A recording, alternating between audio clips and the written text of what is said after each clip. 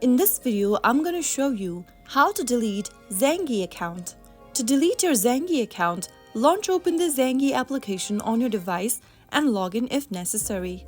Soon after you launch open the Zangi app, tap on the settings icon located at the bottom right hand corner.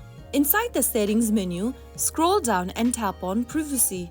Now, look for the delete account button and tap on it. Confirm that you'd like to delete your account. Deleting your account will also delete all of your messages and calls history.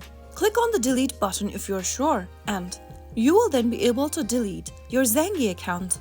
So that is how you easily delete your Zangi account in just a couple of steps. I hope the video was helpful to you. If it was, make sure to give us a thumbs up. Don't forget to subscribe to the channel by hitting that subscribe button. Press the bell icon so that you'll never miss another upcoming upload from us. I will be back again with the next video. Thank you for watching.